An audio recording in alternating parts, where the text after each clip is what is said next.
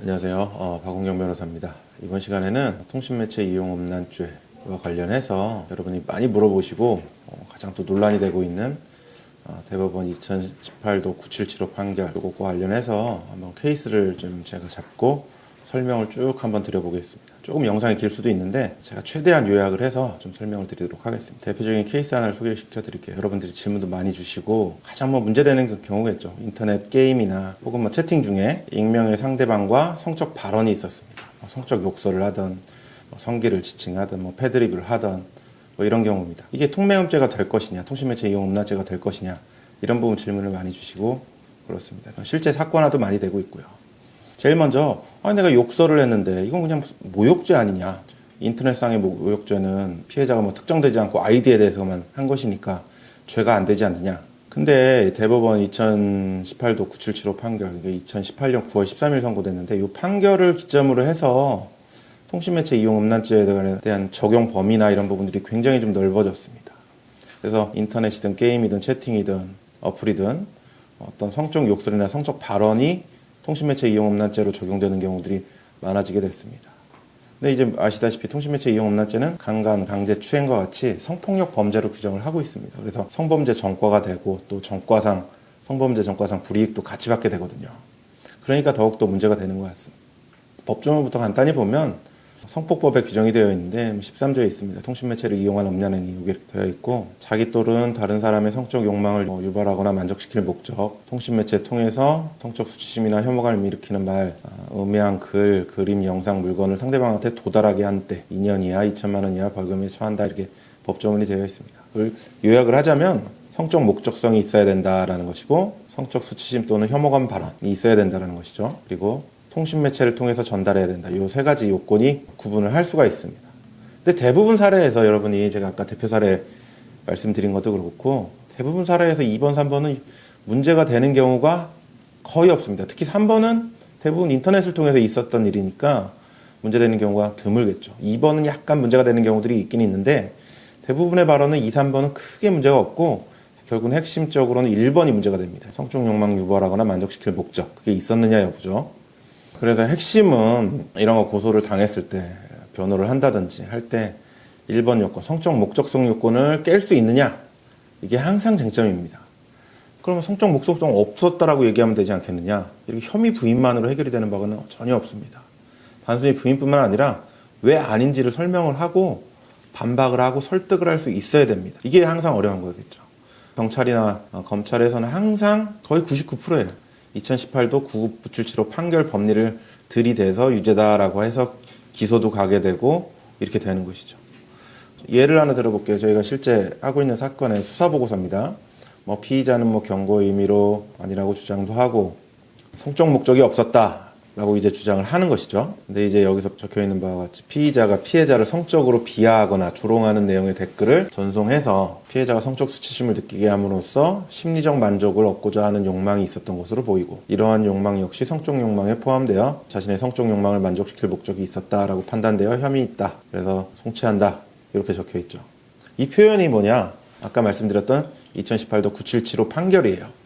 그 법리를 그대로 갖다 쓰는 겁니다. 그러니까 댓글로 게시판에서 서로 언쟁이 있었던 사건인데 이렇게 보고 이제 기소를 하게 된 것이죠. 그러면 2018도 9775 판결이 뭐냐? 그걸 좀 소개시켜 드리겠습니다. 먼저 사실관계부터 보자면 그 가해자인 피고인과 피해자가 서로 연인관계 유지하던 중에 헤어졌어요. 근데 다시 만나서 성관계도 갖고 근데 이제 피고인이 피해자한테 성기 부분 수술하라 라고 하자 피해자가 피고인의 성기 크기 작다는 둥 이런 얘기를 좀 서로 언쟁이 있었던 상황입니다. 자존심이 상한 피고인 이게 남성인데 이제 더 이상 서로 꼴보기 싫으니까 보지 말자라고 한 다음에 지속적으로 총 22회에 걸쳐서 피해자 성기를 심하게 비하 조롱하는 문자를 보낸 사건입니다.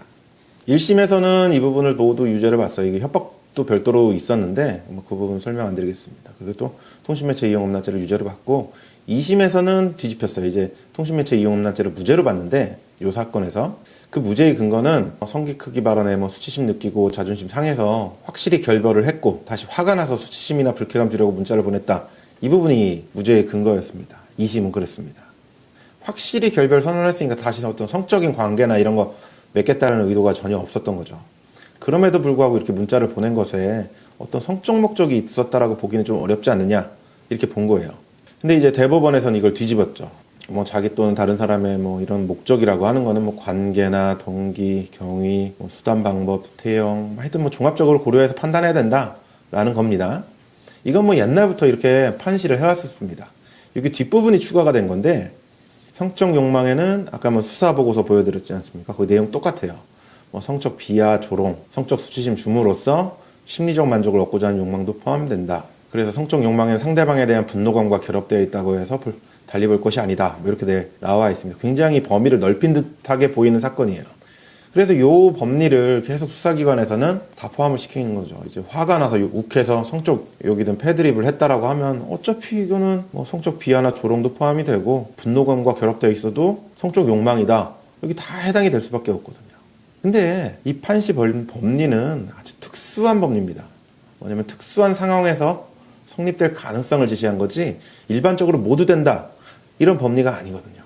그 예를 들어볼게요. 내용에서 보면은 이게 실제 사실관계인데 뭐 여러 가지 관계나 동기나 수단과 방법이든 뭐 문자 메시지의 전송의 상대방 등, 그러니까 피고인이 다시 만났다가 완전히 헤어지기로 하고 완전히 결별을 했다라고 하니까 성적인 관계는 욕망하지 않았다 하더라도 다른 남자랑 성적으로 비교당해서 열등한 취급을 받았다는 분노감, 또 뭐 성기를 비하 조롱하는 등 성적 수치심을 느끼게 함으로써 피해자한테 동일한 상처를 주고 자신의 손상된 성적 자존감을 회복하고자 하는 목적, 이런 것들도 성적 욕망에 해당이 된다라고 말을 하는 거거든요. 이건 굉장히 좀 특수한 경우죠. 헤어졌지만 성적 자존감 회복이라는 아주 특수한 상황이므로 이럴 때 이 발언들도 성적 목적성이 인정된다라고 본 건데, 여기서 핵심은 뭐냐? 행위의 수단과 방법이에요. 이게 무슨 말이냐면 특수한 상황이라는 거는 성적 발언의 수위 그리고 횟수입니다. 단순히 한두 번 얘기하고 말았다라면 모르겠는데 여성 성기를 지칭하는 뭐 그런 단어들 뿐만 아니라 제가 뭐 차마 뭐 읽는 것도 불편할 정도로 굉장히 높은 그런 수준의 발언들을 계속해서 보냈습니다. 수위가 굉장히 높았다는 거죠. 그 두 번째는 횟수입니다. 약 20여일 동안에 22번이나 문자를 보냈어요. 아주 계속 반복해서 보냈다는 거죠. 그러니까 이 두 가지 경우일 때 성적 목적성이 있다라고 보게 된 그 특수한 상황이라는 것이죠. 이걸 좀 더 쉽게 설명을 드리려고 제가 예를 들어볼게요. 이런 목적성, 이런 의도라고 하는 것은 어떻게 입증할 것 같아요? 이걸 추단이라고 합니다. 여러 정황을 보고 있었다라고 판단을 하는 거죠. 자신이 자백하지 않는 이상. 그러면 예를 들어볼게요. 도끼로 사람 머리를 한 번 내리쳤다. 근데 살인의 의도가 없었다. 이걸 누가 믿을까요? 도끼로 사람 머리를 치면 당연히 사람이 죽을 수 있다는 가능성을 충분히 인식을 하지 않겠어요?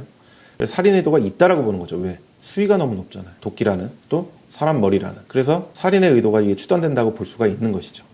그럼 반대로 도끼는 아니에요. 그냥 몽둥이에요. 몽둥이로 사람 친다고 반드시 죽느냐? 그렇진 않아요. 또 엉덩이를 쳤다라는 거죠. 근데 수천 번을 때렸다라는 거죠. 그럼 살인의 의도가 있느냐? 있을 수가 있죠. 왜? 수천 번에서.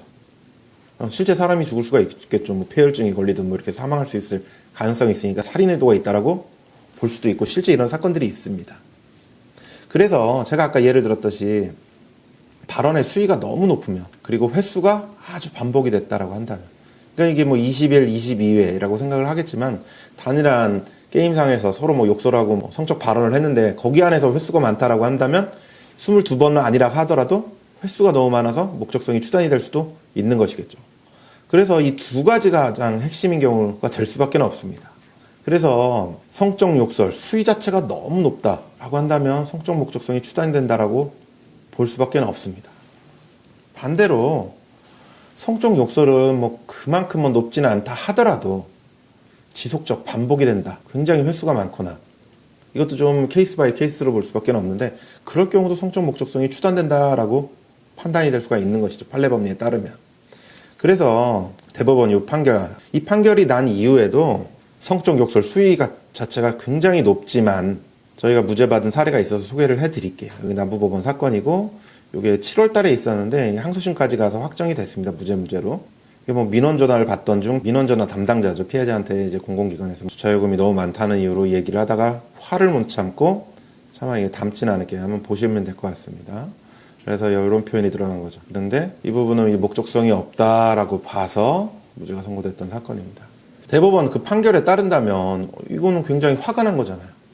순간 분노했다라고 나와 있잖아요. 스스로 화를 주체하지 못하고 이런 발언이 났다. 그럼 대법원 판결에 아까 말했던 2018도 977호 판결에 따르면 당연히 유죄가 돼야 되는 게 맞겠죠. 하지만 무죄를 받았거든요. 그러니까 일률적으로 적용할 수 있는 사안이 아니라는 걸 제가 말씀을 드리는 겁니다. 수위 자체가 너무 높다 하더라도 지속적 반복이 되지 않았거나 뭐 지속적 반복이 되었다 하더라도 또 뭐 수위 자체가 낮거나 이런 경우일 때는 충분히 다퉈볼 여지가 있다는 걸 제가 뭐 설명드리려고 이런 예를 들어드린 것입니다. 그 판결에 따라서 많이 지금 수사를 하고 저 판결에 따라서 다 게임 중에 나왔던 발언이라 하더라도 성적 목적성이 있다라고 봐서 이제 재판 넘어가고 이런 경우들이 굉장히 많은데 다툴 때는 핵심은 이거다라는 거죠. 수위 그리고 반복되느냐 이런 것들을 근거로 해서 하는 것이죠. 아무리 성적 목적이 없다 하더라도 이런 것 이 두 가지 요건이 모두 충족이 된다라고 한다면 성적 목적성이 있다라고 판단이 돼서 유죄가 될 가능성이 높아지는 것이겠죠. 그러면 왜 무혐의 무죄를 못 받는가? 통신매체 이용음란죄에 관련해서 제일 먼저 애초 무죄 사유가 아니거나 아까 말씀드렸던 그런 경우구나 혹은 제가 말씀드린 뭐 일회성에 불과하거나 수위가 그때 높지 않다 하더라도 이게 치열하게 주장하고 좀 다투지를 않아서 무죄를 못 받는 경우들이 굉장히 많이 있습니다. 경찰이든 검찰에서 무혐의를 받거나 법원에서 무죄 판결을 받기 위한 전략이 뭐냐 제일 중요한 걸 제가 한번 세 가지만 한번 요약을 해봤는데요. 경찰 조사에서 어떻게 진술할지 좀 전략이 있어야 됩니다. 이게 무슨 말이냐면 경찰 조사에서 나름 유리하게 했는데 굉장히 불리하게 혹은 거의 사실상 자백에 가깝게 진술을 해버리면 목적성은 그냥 인정이 돼버려요. 이건 뭐 내심에 있는 거기 때문에 목적성은 여러 가지 좀 다투면서도 여러 가지 측면에서 반박을 하고 이렇게 다퉈줘야 되는 것이기 때문이죠. 그리고 또 유리한 증거 확보. 그러니까 이게 전체 채팅 내용이나 이런 것들을 좀 확보를 하셔야 됩니다. 보통 고소 당하는 입장에서는 예상을 못했기 때문에 그 당시 대화 화면이나 이런 것들을 캡처를 못해놓는 경우들이 많이 있는데 전체 채팅 내용을 좀 확보할 필요가 있습니다. 보통 이제 피해자 측에서 유리한 부분만 추려가지고 고소하는 경우들도 굉장히 많기 때문에 제가 뭐 다른 영상에서도 소개해드렸지만 수사상의라고 한다면 증거보존 신청을 법원에다 해가지고 확보하는 방법도 있습니다. 하여튼 증거를 좀 많이 잘 확보하는 게 중요합니다. 그리고 마지막으로는 치밀하고 정교한 법리적 주장. 이 부분이 항상 어려운데 결국 뭐 설득을 해야 되지 않겠어요. 뭐 수사기관이든 법원이든 판사든. 근데 치밀하고 정교하게 좀 법리를 주장을 할 수 있어야지 판사도 무죄 판결이 좀 써져야지 무죄를 쓸 수가 있거든요. 이 얘기는 뭐냐? 무죄 판결을 써지지가 않아. 그러면 거의 유죄로 갈 가능성이 높기 때문입니다. 여러분이 많이 질문하시는 이 부분과 관련해서 통신매체 이용 음란죄와 관련해서 대표적인 케이스를 소개해드리고 왜 유죄 쪽으로 가게 되는지 그 논리나 이런 부분을 대법원 판결을 소개하면서 좀 설명을 좀 드렸습니다. 좀 어려운 부분이고 잘 이해가 안 되실 수밖에 없을 것 같아요. 하지만 대부분 이 법리대로 가고 무죄를 받더라도 이 법리를 깨지 못하면 무죄 승산이 거의 없습니다. 그래서 본 영상과 관련해서도 궁금하신 부분이 있으면 또 질문 주셔도 되고 또 뭐 좋은 제안 주시면 저희가 또 반영을 해서 영상 제작에 참고하도록 하겠습니다. 감사합니다.